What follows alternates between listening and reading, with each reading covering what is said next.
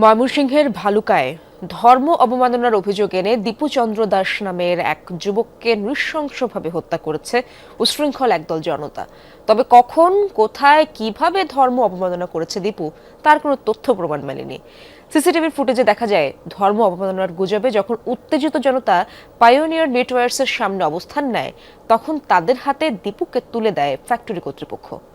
সংঘাত তৈরি নাকি ব্যক্তিগত আক্রোশে গুজব ছড়ানো হয়েছে, সেসব মাথায় রেখে ঘটনার তদন্ত করছে আইনশৃঙ্খলা বাহিনী। ধর্ম অবমাননা গুজবে যখন উত্তেজিত জনতা পায়োনিয়ার নেটওয়ার্কস লিমিটেডের সামনে অবস্থান নেয়, তখন দীপু চন্দ্র দাসকে জনতার হাতে তুলে দেয় কারখানা কর্তৃপক্ষ।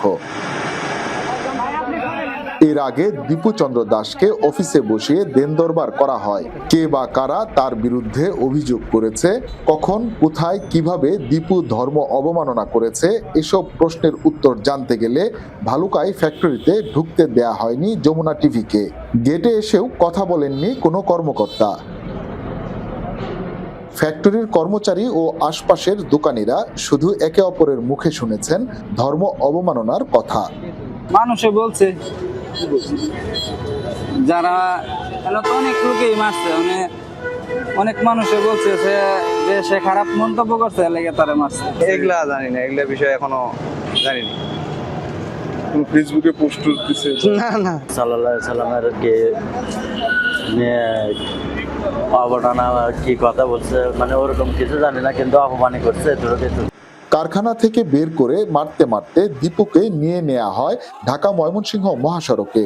ধর্ম অবমাননার কথা শুনে যোগ দেয় কয়েকশো মানুষ। চাকরি করে বিবাদে তো এই ঘটনা, ভিতরে লোকেরা ধরুন তাহলে সব খবরই পাবেন। আমরা তো সঠিক কই পারবো না। এনে একটা লোক আইনা লটকায় এই বলতো আমরা চলে গেছি জার্জন করে বয়ে, অনেক মানুষ না। হত্যাকাণ্ডের সময়ের ফুটেজ বিশ্লেষণ করতে গিয়ে আইন শৃঙ্খলা বাহিনীর চোখ পড়ে এই ব্যক্তির উপর। নাম তারেক। মাঠ ধরে অংশ নেয়া তারেক দীপু চন্দ্র দাসেরই সহকর্মী। একই ফ্যাক্টরিতে সহকারী সুপারভাইজার পদে চাকরি করে। এরই মধ্যে র্যাবের হাতে তারেক সহ গ্রেফতার হয়েছে কয়েকজন। র্যাব বলছে ধর্ম অবমাননার কোনো তথ্য প্রমাণ এখনো পাওয়া যায়নি। চেষ্টা করেছিলেন জানার যে কাকে বলেছে, কি বলেছেন, এটা কিন্তু কেউ বলতে পারেনি। পুলিশের কাছে কেন হ্যান্ড ওভার করেনি এবং তার নিরাপত্তা কেন নিশ্চিত করেনি, সেজন্য সংশ্লিষ্ট কর্তৃপক্ষ থেকে পায়োনিয়ার নিটি ফ্যাক্টরির দুজন এমপ্লয়িকে আমরা অ্যারেস্ট করেছি। নিহত দীপুর পরিবারের অভিযোগ, সত্য মিথ্যা যাচাই করেনি কেউই। প্রকৃত ঘটনা উদ্ধার করে দোষীদের শাস্তির দাবি তাদের। ভুল হয়েও থাকে, তারপরেও তারা একটা কিছু করতো বা চর দিত বা থাপড় দিত, দেওয়ার পরে পুলিশের কাছে দিত, দেওয়ার পরে পুলিশের আইনের মাধ্যমে তার বিচার করত, কিন্তু জনগণ মিললে তো তার বিচার করা উচিত হয় নাই। আমার সংসারে চালাইতো, আমার ছেলে কাম করতো।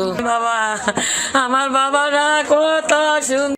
এই ঘটনায় অজ্ঞাত 150 জনকে আসামি করে মামলা করেছে নিহতের ভাই। আমাদের চেষ্টা অব্যাহত আছে। আমরা অচিরেই আমরা এই ঘটনার সুষ্ঠু একটা তদন্ত আমরা শেষ করব। সংঘাত তৈরি নাকি ব্যক্তিগত আক্রোশে গুজব ছড়ানো হয়েছে কিনা, বিষয়গুলো মাথায় রেখে ঘটনার তদন্ত করছে আইন শৃঙ্খলা বাহিনী। হুসাইন শাহিদ, যমুনা নিউজ, ময়মনসিংহ।